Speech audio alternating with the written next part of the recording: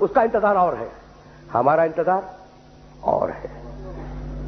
کسی بہت بڑے مرجع تقلید نے سفر عراق و ایران کے درمیان مجھے بلوایا تھا اور مجھ سے کہا کہ طالب جوہری سنو، میں اب زیادہ زندہ نہیں رہوں گا، پاکستان کے شیعوں کو میرا سلام پہنچانا اور یہ کہنا کہ اب ظہور امام میں بہت زیادہ دیر نہیں ہے، اپنے آپ کو اس قابل بنائے کہ امام کو چہرہ دکھلا سکے۔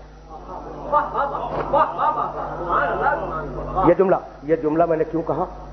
انتظار کی دو قسمیں ہیں، وہ انتظار کر رہا ہے کہ کافر صلبوں سے مومن نکل آئے، ہم انتظار کر رہے ہیں کہ ہم اپنے آپ کو اس قابل بنا سکیں۔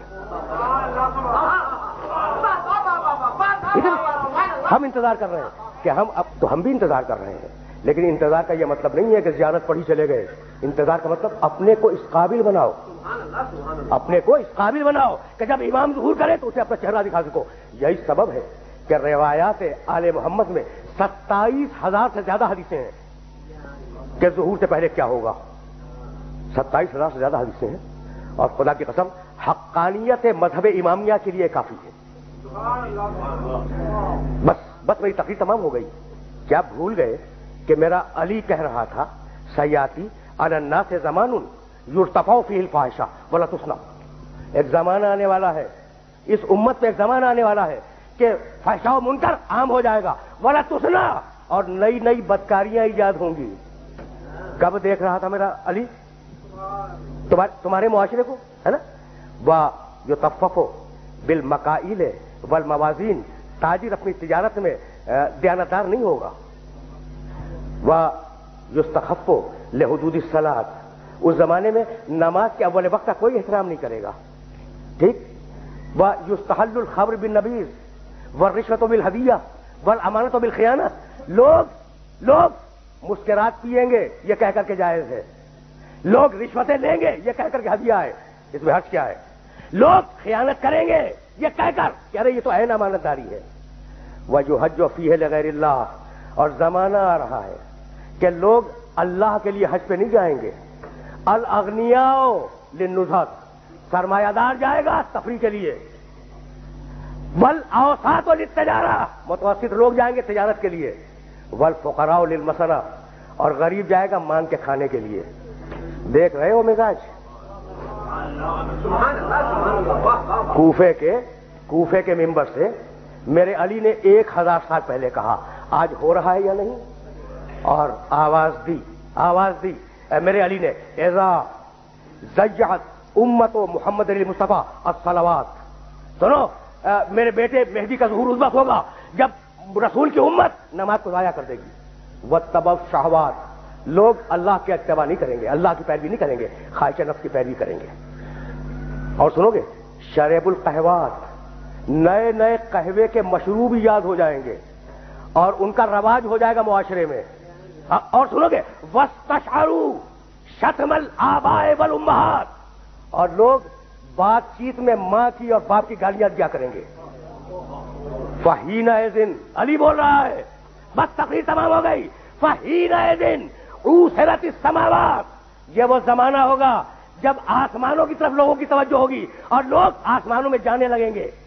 فَيَكُونُ الْمَطَرُ غَيْظًا وَالْوَلَدُ غَيْظًا، اس زمانے میں بارشیں رک جائیں گی اور اولاد بدتمیز ہو جائے گی۔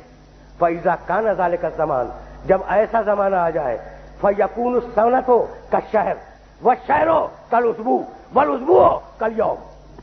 دیکھو علی کے علاوہ خدا کی قسم کوئی نہیں کہہ سکتا تھا، جب ایسا زمانہ آ جائے کہ لوگ آسمانوں کی طرف جانے لگے، جب ایسا زمانہ آ جائے کہ لوگ آسمانوں کی طرف جانے لگے، تو اس زمانے میں 1 سال 1 مہینے کے برابر چھوٹا ہو جائے گا، اور مہینہ ہفتے کے برابر ہو جائے گا، اور ہفتہ دن کے برابر ہو جائے گا، اور دن گھنٹے کے برابر ہو جائے گا۔ کیا کثرت اشغال نے تمہارے وقتوں پر وہ پابندیاں نہیں لگا دی؟ کیا احساس نہیں ہے کہ سال کتنی جلدی آیا اور کتنی جلدی گزر گیا؟ بھائی بہت توجہ رکھنا، اس لیے کہ علی کا پیغام ہے اور اپنے سننے والوں تک پہنچانا چاہ رہا ہوں۔ اس کے بعد فرمانے لگے فَإِذَا كَانَ ذَلِكَ الزَّمَانُ تُعْظَمُ الْأَهِلَّةُ، جب وہ زمانہ آ جائے تو رویت ہلال میں بڑے اختلاف ہوں گے، کوئی کہے گا پہلی کا چاند ہے، کوئی کہے گا دوسری کا چاند ہے۔ بس بھائی علی بول رہے ہیں، علی بول رہے ہیں، اور اس کے بعد آواز دی نساؤہم کاسیاتن عاریاتن متبرجاتن فی جہنم خالدات. اس زمانے کی خواتین لباس میں ہوں گی مگر لباس کے بغیر ہوں گی. خدا کی قسم علی کے علاوہ کوئی نہیں کہہ سکتا تھا. علی کے علاوہ کوئی نہیں کہہ سکتا تھا. اور سنو یاتون علی المیائر. اور اس زمانے کے مرد جب مسجدوں پہ آیا کریں گے تو تیز گھومتے ہوئے پہیے کی سواری پہ سوار ہو کے آیا کریں گے. دیکھ رہے ہو علی کی نگاہ کہاں تک دیکھ رہی ہے. اور بتاؤں فَإِذَا كَانَ ذَلِكَ الزَّمَانُ فَإِذَا قَدُرَ بَاتَ عَلَى طُهْرٍ. اگر تم اس زمانے میں باقی رہو تو اپنی کوئی رات طہارت کے بغیر نہ گزارو. بس بس بس میرے دوستو میری تقریر تمام ہو گئی. اگر اس زمانے میں باقی رہو تو اپنی کوئی رات طہارت کے بغیر نہ گزارو. اس لیے کہ اصبح سالمن و یمسی دفینا.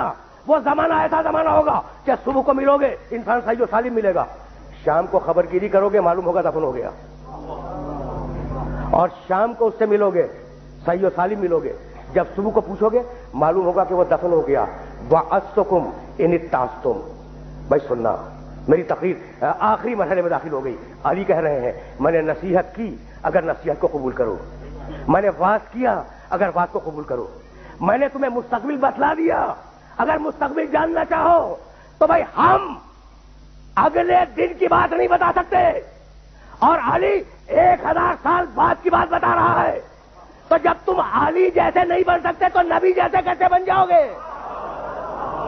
بس بس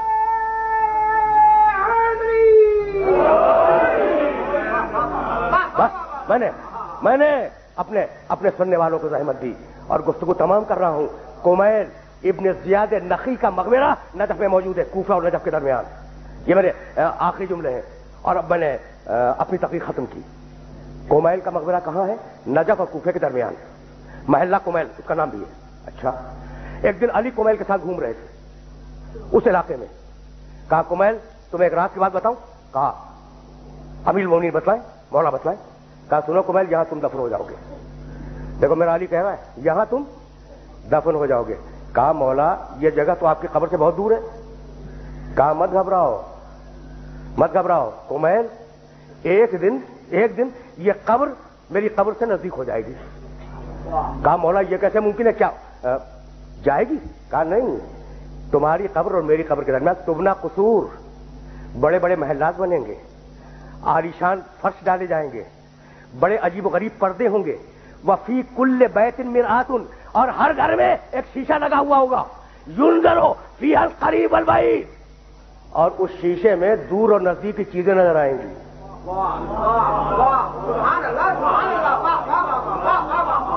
بھیا یہی پیغام تھا, اور گفتگو کو اس مرحلے پہ تمام کر رہا ہوں کہ یہ جو علامات دی ہے نا آل محمد نے, یہ جو علامات دی ہیں, ان علامات کا مقصد یہی ہے کہ انہیں حاصل کرتے رہو, انہیں پڑھتے رہو, ان کو ہر آن نگاہ میں رکھو اور دیکھو کہ تم کتنے اچھے ہو, کتنے اچھے بن سکتے ہو. بس میری تقریر تمام ہو گئی. تو اب ساری ملت اسلامیہ سے ایک جملہ کہوں گا اور سننے والوں سے اجازت لے لوں گا کہ بھائی میں بھی انتظار کر رہا ہوں, ٹھیک ہے, اور وہ لوگ بھی انتظار کر رہے ہیں جو یہ نہیں مانتے کہ وہ پیدا ہو چکا. آخری جملہ ہے, تقریر کا آخری جملہ. انتظار ہم بھی کر رہے ہیں, کس کا؟ جو پیدا ہو چکا. انتظار دوسرے مسلمان بھی کر رہے ہیں, کس کا؟ جو پیدا ہوگا. بھائی تو انتظار کیوں کر رہے ہو؟ بھائی اجماع سے بنا لو. بس تقریر تمام ہو گئی. اب مجھے کچھ نہیں کہنا, یہ میری تقریر کا آخری جملہ ہے. بھائی انتظار میں ہم بھی ہیں, لیکن ہماری مجبوری ہے کہ نس مل چکی ہے کہ وہ آئے گا, لیکن تمہاری تو مجبوری نہیں ہے. تو تم کیوں انتظار کر رہے ہو؟ اجماع سے بنا لو. کہا کہ نہیں, ہم اجماع سے تو نہیں بنا سکتے, اس لیے کہ اسے اللہ بھیجے گا. تو جب 12ویں کو اجماع سے نہ بنا سکو تو پہلے کو کیسے اجماع سے بنا لو گے؟ برحمتك يا أرحم الراحمين وصلى الله على محمد وآله الطاهرين.